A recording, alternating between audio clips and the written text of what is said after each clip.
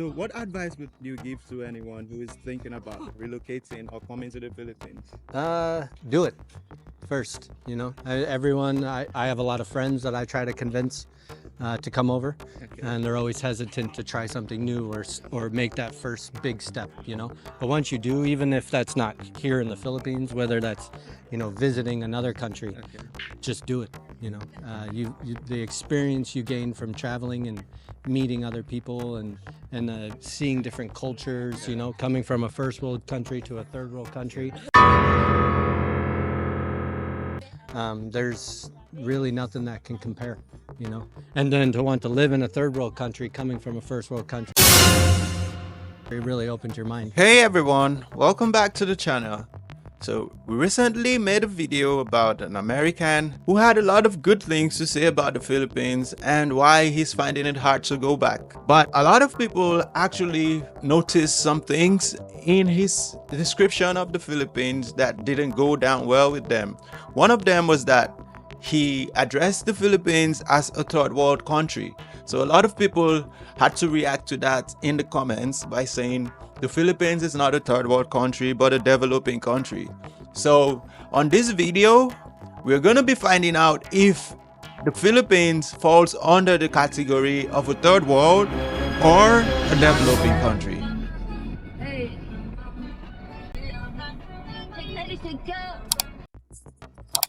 Hey everyone!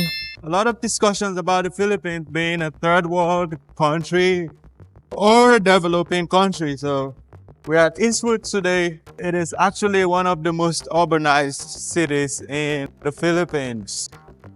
And I think it's a perfect place to discuss this particular topic because it gives you the right impression about what this country really is. You're gonna find out if it is actually a third world country or a developing country at the end of this video. First things first, we need to find out exactly what we are talking about. So let's find out what a developing country is and what a third world country is.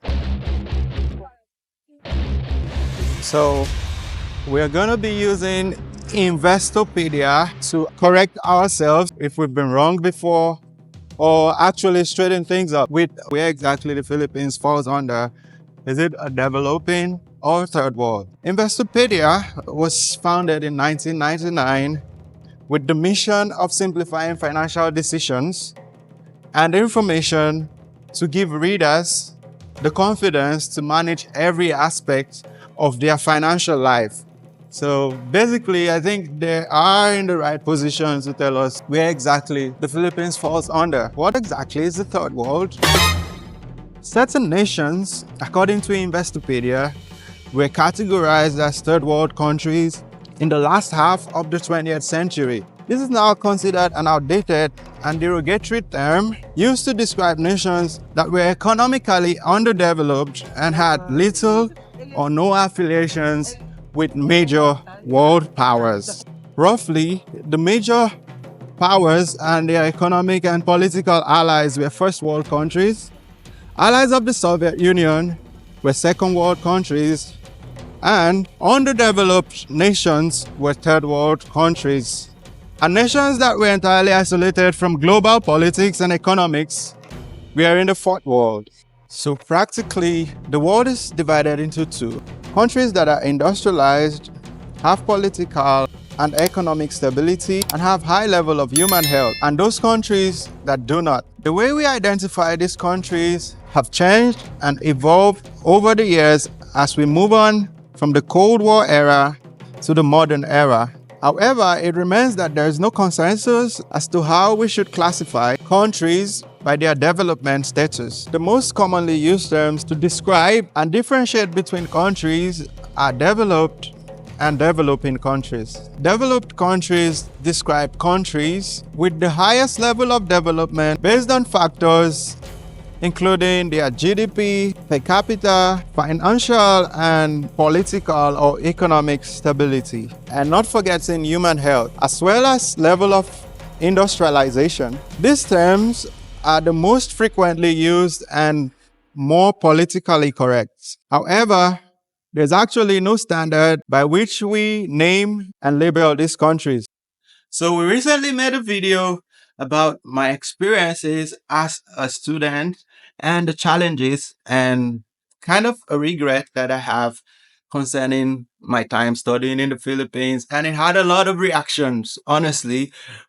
In reaction to the reactions, I have decided I'm going to take up the Tagalog class and I'll be bringing that to you.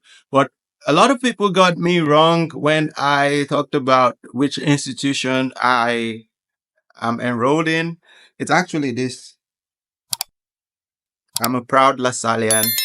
And it's a good school. It's a wonderful university. Everything it's cool. Honestly, it is. I'm not hyping it because it's my university.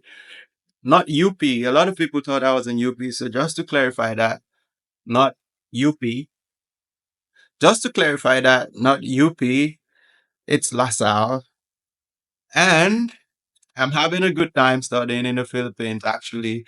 I didn't mean that video to condemn the institution in any way. I just wanted to highlight the fact that I really need to learn how to speak the language. So a lot of people got me wrong. Some people said I'm trying to make the country adjust to me instead of adjusting to the country. No, no, no, no, no. I can't do that. I'm not like that. I'm enjoying my time here in the Philippines. If you haven't watched that video, this is it. You should check it out on the channel and make sure you watch this video. It's really exciting. The implications of the terms developed and developing is that developing countries like the Philippines will attain developed status one day. Hopefully, the Philippines is actually not far away from getting to that developed status. So we conclude the video by saying the Philippines is actually not a third world country, but a developing country. And going by how it is developing will attain the developed status soon. Thank you for watching this video. Don't forget to subscribe to the channel for more videos that will give you the right information and more adventures on the channel. Until we see you again, ingat!